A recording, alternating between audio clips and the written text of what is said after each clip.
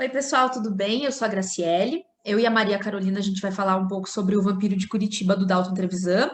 O nome do nosso trabalho é Nelsinho, o homem que não amava as mulheres.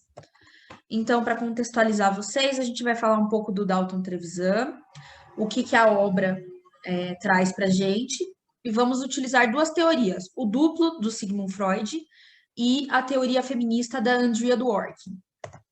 Então, falando do Dalton Trevisan, ele nasceu Dalton Gerson Trevisan em 14 de junho de 1925 em Curitiba.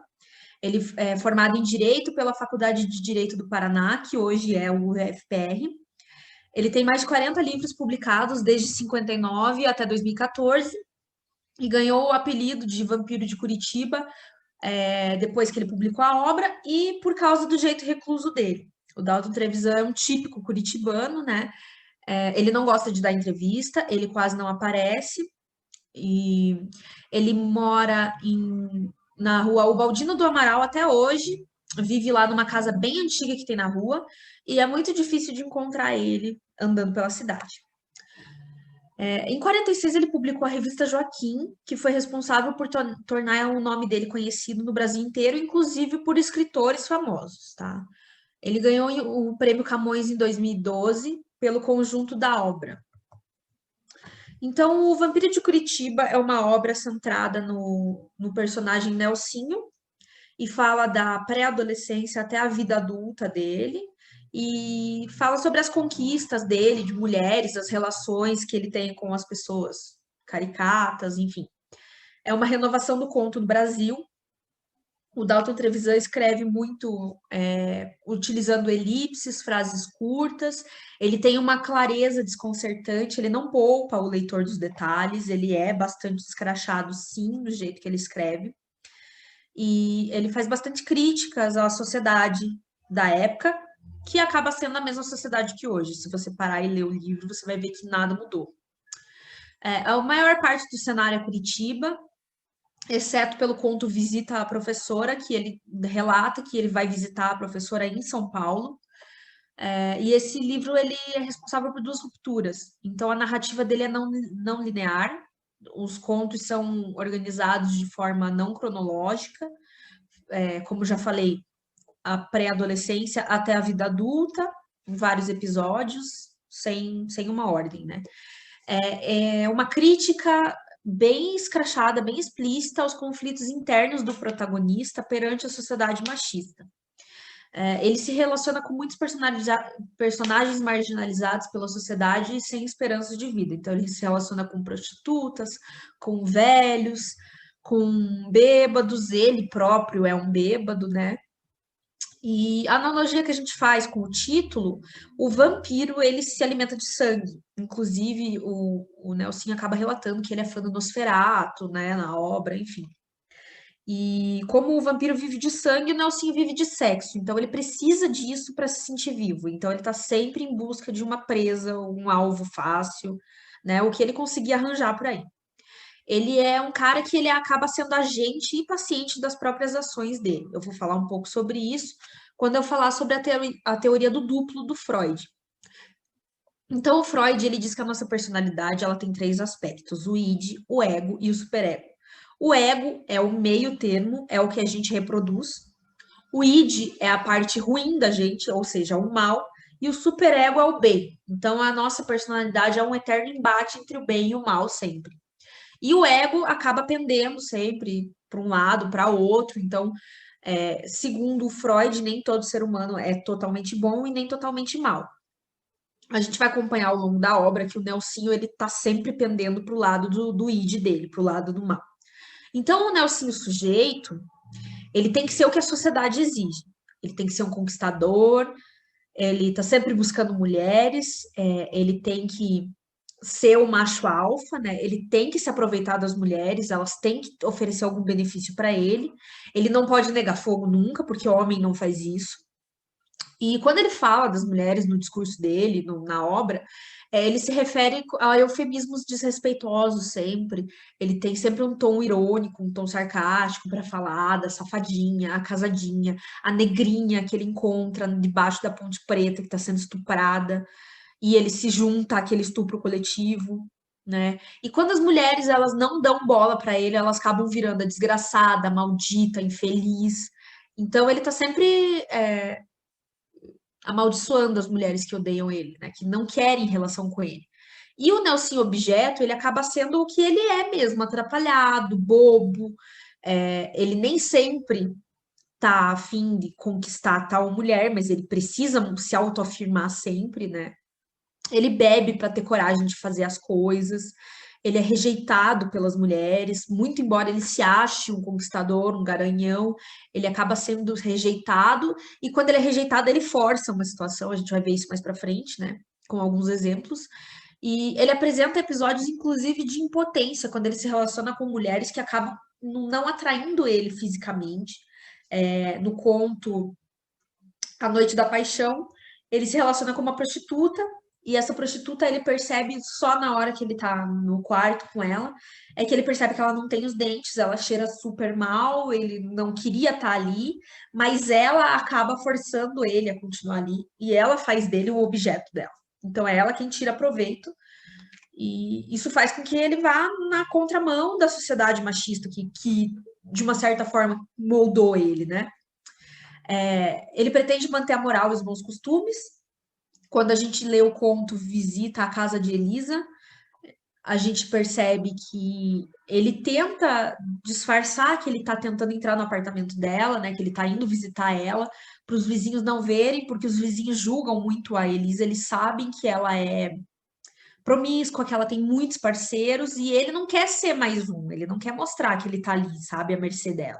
Então ele tenta titubear para entrar no apartamento dela, mas todo mundo sabe a verdade. O Dalton Trevisan, ele até em uma das poucas entrevistas que ele deu, e perguntaram para ele quem é o Nelsinho? É você? E ele disse, no melhor estilo Madame Bovary, que Nelsinho pode ser qualquer um. O Nelsinho é aquele cara que não foi o que ele disse, mas a gente vai acompanhar aqui. O Nelsinho é aquele cara que conta vantagem para os amigos depois de ter forçado uma mulher a fazer o que ela não queria. O Nelsinho é aquele tio que faz uma piada inadequada na mesa do almoço. O Nelsinho pode ser qualquer um. O Nelsinho, ele é mais atual do que nunca. E é isso que a gente vai ver ao longo do trabalho agora, com a Maria falando sobre a Andrea do Orc. Ok, então, aproveitando o gancho da análise freudiana da Gra, agora eu vou apresentar uma análise por um viés um pouquinho diferente a partir das teorias da Andrea Dworkin, que foi uma escritora feminista. Ela atuou muito fortemente no ativismo anti-pornografia e anti-prostituição. Ela costumava auxiliar vítimas em processos judiciais, discursar na TV aberta, em congressos, mas principalmente escrever muito, porque ela realmente achava que era um assunto muito pertinente para a década que ela estava vivendo. E outra coisa que trouxe muita visibilidade para ela foi o fato de que ela questionou muitas figuras contemporâneas dela, como a Simone de Beauvoir, o Allen Ginsberg, o Anthony Burgess, a Susan Sontag e etc. O livro dela, que a gente vai falar aqui em questão, é o Pornography, Men Possessing Women. A gente escolheu esse livro porque ele tem um tom bem crítico acerca da pornografia como agente de degradação feminina ao longo dos anos, né? E o Vampiro de Curitiba tem uma carga erótica muito forte por todos os contos, então fica fácil traçar um paralelo entre eles, né? E nesse livro em questão, já nos primeiros capítulos, a gente é apresentado a uma teoria chamada de As Sete Forças da Supremacia Masculina. Essa foi uma tradução que a gente fez, inclusive. Para Dworkin, os mecanismos de poder masculino são regidos por 7 âmbitos, e são eles o male self, que é tipo o mito da natureza masculina, o poder físico, né, que seria a noção da mulher como um corpo frágil, o medo, que é a romantização da violência, a linguagem, que é o ato de nomear as coisas, a dominação, que é uma noção deturpada do instinto masculino, o dinheiro, que é o controle financeiro, né? E o sexo, que é a objetificação. Então, para ela, esses mecanismos permitiam a existência de nichos como a pornografia, que na época era muito perpetuada por revistas tipo a Playboy ou por vídeos, né? E nesse livro em questão, ela faz análises até das linguagens subliminares das revistas. E é bem interessante, porque ela se debruça muito sobre essas análises. É bem importante para ela isso. E O Nelsinho, a gente vai agora observar algumas falas dele a partir desses conceitos construídos pela Dworkin. A primeira fala dele é do conto Herói Perdido, e ele diz assim: toda bicha gosta de ser castigada. Deixa-se lastimar que cara inchada não pode ganhar para você. Deixe estar, nunca se desculpe. Nessa frase em questão, ele está se referindo a Lily, que é uma personagem que, na teoria, gosta dele e quer estar com ele. Ele também está se referindo ao ato de, tipo, agredir ela porque ela gosta disso, pelo menos na visão dele. E essa fala dele está repleta de uma coisa que a Dworkin vai caracterizar como subtexto pornográfico. O subtexto pornográfico, para ela, ele foi construído em cima da noção de que o consentimento é um não, que no fundo quer dizer sim. E quando ela fala em subtexto pornográfico, ela não está falando de um conceito abstrato, ela está falando de uma coisa que, na opinião dela, está presente em todo vídeo, todo conto, toda revista. E se a Lily apanhar e for castigada, ela mereceu isso porque ela pediu. Além de ser super violento, o subtexto pornográfico ele também consegue sustentar em outra coisa, que é o poder da linguagem, que eu já falei anteriormente. O poder da linguagem ele fica em evidência quando o Nelsinho chama essa personagem de bicha, porque é pejorativo, né?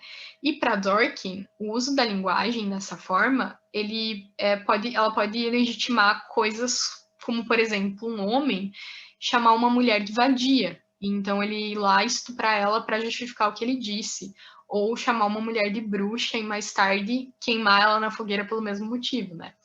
Na segunda frase do A Eterna Saudade, o narrador coloca assim: o quarto era campo de batalha. O cadáver sangrava de suas feridas sem manchar os lençóis. Poxa, sou mais homem do que meu pai. Que daí é o que o Nelsinho diz para ele mesmo. A Laura, que é a parceira dele no conto em questão, ela tem uma recusa inicial a transar com ele, mas ele acaba forçando, né? O conto é bem ambíguo, na verdade, porque a ferida que sangra ali, ela é metafórica, mas o quarto, como campo de batalha, expõe o poder físico e a força do medo e do sexo. E o poder físico, ele é, para Dworkin, efetivado na violência, e a violência é a forma final do medo. E essa forma final do medo, ela é celebrada na mídia, na literatura épica e nas guerras, né, por exemplo, onde o banho de sangue é um rito de passagem do menino para o homem. Então, isso é tão celebrado que o próprio Nelsinho fala para ele mesmo: poxa, eu sou mais homem que meu pai. E esse desejo de violência externa do Nelsinho, enfim, é concretizado dentro do quarto. E, por fim, no conto que dá nome ao livro, né, O Vampiro de Curitiba, ele fala: a pintada de ouro, vestida de pluma, pena e arminho, rasgando com os dentes, deixá-la com os cabelos do corpo, obra assim nu e rechonchudo. Ele tenta justificar a perversão que levou ao assédio, destacando que a menina tá com o braço exposto, né? Então, portanto, ela estava pedindo para que aquilo acontecesse. De certa forma, o braço ele é apelativo, né, para a literatura dessa época, mas mesmo assim ele usa isso para justificar o tapa de mão aberta que ele quer dar na Lili, para justificar o estupro coletivo que ele participou quando ele tinha 13 anos, embaixo da Ponte Preta, né? E aí tá o male self, que é a natureza masculina agindo, né, entre aspas. E a noção de que ele, ao fazer o que ele quer fazer, ele tá também agindo de acordo com os instintos dele, que, de certa forma, não são controláveis, né? E, por fim, a gente, né, queria concluir com uma outra frase da Dworkin, de outro livro dela, do Intercourse, que também foi traduzida pela gente e que diz assim: muito da sociedade é construída especificamente para ajudar as pessoas a ignorarem os horrores do mundo. No caso do Dalton Trevisan, ele é muito brilhante, porque ele entrega esses contos, ele não emite fatos, ele coloca a história como ela acontece, e a gente sabe que acontece, né? Ele expõe ali o que existe de pior, como existe e como vai continuar existindo, né? Porque o Nelsinho, a proposta do personagem não deixa de existir. Aquilo que ele representa não deixa de existir, né? E que as coisas acontecem, as coisas realmente acontecem. E quando a gente escolhe ver o que tem de errado nelas, pelo menos a gente vai ver em agonia, mas a gente tem a possibilidade de tentar consertar ou reverter alguma coisa ou outra. E o Nelsinho, ele é agente, né, de uma sociedade que aniquila qualquer traço de empatia que um homem pudesse sentir por uma mulher. Porque justamente essa aniquilação faz parte da manutenção dessa estrutura de poder que foi perpetuada secularmente, tanto pelas sete forças, né, no caso da Dorkin, como por atitudes tipo as do Nelsinho. Ele tem um desejo de violência imenso, assim. E a forma que ele encontrou de expressar esse desejo, segundo o que a gente percebeu, não só esse desejo, como a redenção, a busca que ele tem pelo perdão de Deus, né? A forma que ele encontrou de expressar tudo isso é na exploração feminina. Ele não valoriza as mulheres, né? A não ser que elas tenham algum tipo de benefício sexual a oferecer para ele. E, por fim, para parafrasear a Dorkin, ele é a figura do pornógrafo, do cafetão e do violentador. Então, aqui estão as nossas referências. Por fim, seria isso. A gente espera que vocês tenham gostado e se quiserem interagir nos comentários do Classroom. E no mais, a gente agradece a atenção. Muito obrigada.